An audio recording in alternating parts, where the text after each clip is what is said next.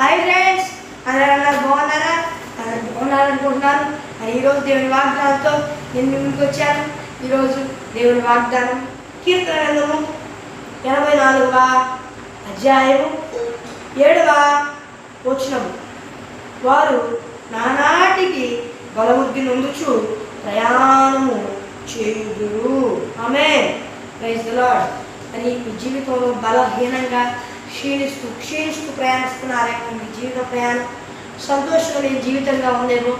దేవుడు చెప్తున్నాడు ఏమనంటే, వారు నానాటికి బలబుద్ధి నొందుచు ప్రార్థనలో, వాక్యంలో, నాకు ఇష్టంగా బ్రతకడంలో బలబుద్ధి నొందుచు పరిపూర్ణులుగా మారతారు.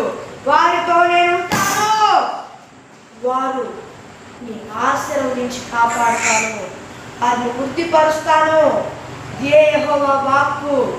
దేవుడు వాగ్దానం చేస్తున్నాడు. దేవుడు మీతో ఉంటాడంట. ఆయన మీకు కృప చూపిస్తాడంట. ఏ పరిస్థితిని బట్టి దినం బాధపడుతున్నారేమో, ఏడుస్తున్నారేమో, అయ్యో నా జీవితం ఏంటి అని స్ట్రెస్ అనుభవిస్తున్నారేమో.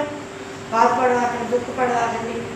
దేవుడు నానాటికి బలబుద్ధి కలుగ చేయుతూ క్షీణించక ఆయన సన్నిధిలో ఎదిగే కృప, ప్రార్థనలో, వాక్యములో పరిపూర్ణంగా ఎదిగే కృప, భయభక్తులు కలిగి ఆయన ఇష్టానుసారంగా ఉండడంలో పరిపూర్ణంగా ఎదిగి సంపూర్ణులయ్యే కృప దేవుడు మీకు, మీ కుటుంబముకు అనుగ్రహించి కాపాడి వృద్ధిపరచునుగాక.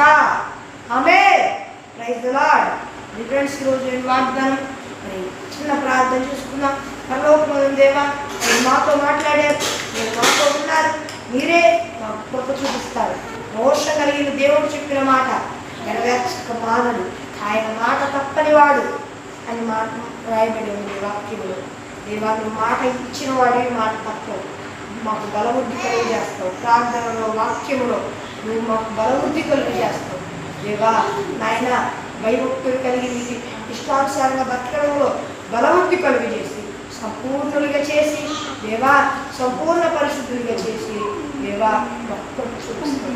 నేను బట్టి స్థుతిస్తాను. యేసు నామమున ప్రార్థిస్తున్నాను తండ్రి. ఆమేన్. ఈరోజు వాగ్దానం మరి ప్రార్థన ఇక్కడ కనిపిస్తున్నా +9 6 కాల్ చేయండి. మరి దేవుడి వాగ్దానం అందరికీ కృప ఆశిస్తుంది.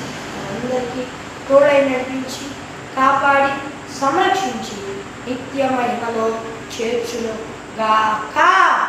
ఆమేన్. ఆమేన్.